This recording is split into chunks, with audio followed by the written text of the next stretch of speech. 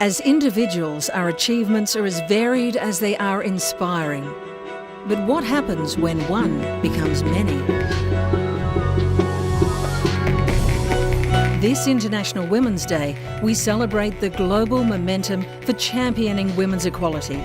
We acknowledge more than 80 groups in Western Australia established to support, inform, educate and mentor women since the 1890s. A collective voice is a powerful voice. Behind every history is a story, her story. Here are three representing women's groups for this year's International Women's Day Hall of Fame. Feminist, human rights activist, inspiration and mentor. For over 2 decades, Angela Hartwig has been at the cutting edge of a campaign to stop violence against women and children. I'm involved in it because it's part of a whole broader movement to try and bring about equality, stop violence against women, not just for my generation, but to generations to come. A victim of domestic violence herself, it's through her own journey that Angela has come to make an indelible mark on the refuge movement and politicised domestic violence both here and overseas. Today, she is Executive Officer with the Women's Council for Domestic and Family Violence Services. But she prefers to focus on the we rather than the me, acknowledging a whole range of women's groups who've contributed to empower and educate women and make their world a safer place. That's where the strength comes, through being unified. That's where the voice comes from. Because unless you're standing together, standing alone is a very lonely and sad journey. And nowhere have women been more publicly unified than in marches on our streets. The energy of those early Reclaim the Night marches was absolutely fantastic. It was so empowering, women with young children marching safely through the streets of Northbridge together. The street was wide long with women and children marching.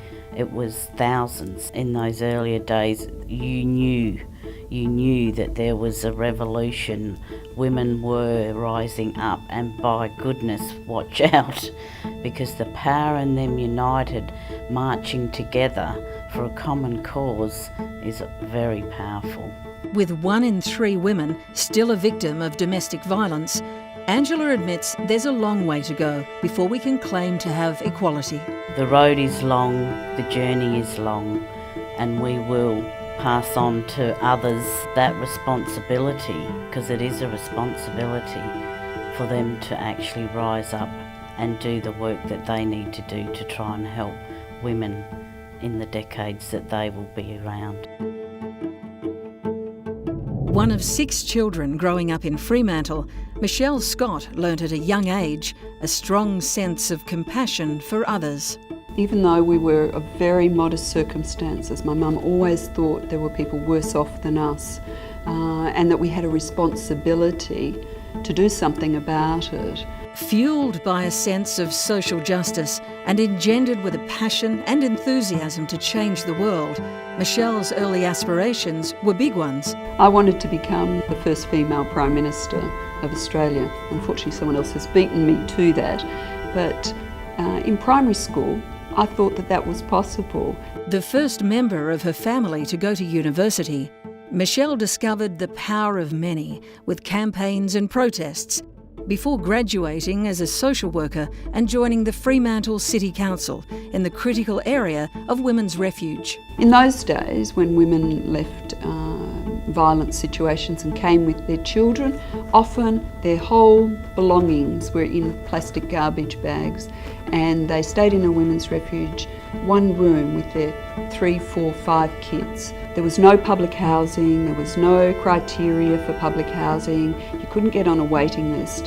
And I remember having to go and beg state housing to give women and their children housing. Segue to today and Michelle's landmark role as the state's first Commissioner for Children and Young People. Together with her current team, she travels far and wide to listen to the plight of more than 500,000 of our younger citizens, giving them a much-needed voice. One of her first tasks was to discover what truly makes our children happy. And no, it wasn't the latest in toys. The number one issue for children and young people unanimously was having a loving, supportive family. That's what all the objective research tells us, but it's also what kids' experience is. If we can give them all a loving, supportive family, that will make a difference to their life opportunities. Anna Johnson is proud to be striding ahead as part of a new wave of feminism. At 27, the human rights activist and barrister is chair with the Perth chapter of Young UN Women Australia, working as a team for gender equality and female empowerment. It's the same age-old cause, just a new way to campaign for it. I think it's about using new technology but with the same message. So we've got a lot of powerful new tools at our disposal in Facebook and Twitter, and it's also a fantastic way for women to feel solidarity. So whereas once women maybe had to get together and march on the street to feel part of a movement, now you can sit in your very own home, but by being on Twitter or Facebook or other social media platforms, feel really strongly that you're part of a movement of other women. Anna was drawn to grassroots activism by her parents. Her father, a paediatric anaesthetist, has helped share his specialist skills with medicos in developing countries, while her mother is a long-standing volunteer with Oxfam. They taught me that not only is it, I think, a duty to be involved in your community and to be an active citizen, but also that it's one of the most rewarding things you can do. An A-grade student with ambition to burn, drama, music and dance were early passions before Anna settled on a career in law.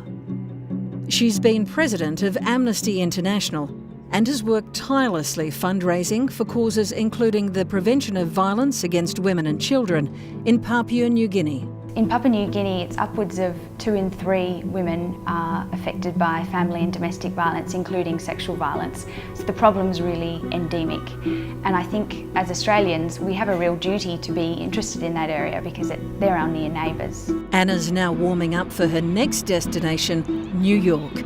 She's been chosen over 140 other Australian applicants to represent young women at this year's UN Commission on the Status of Women.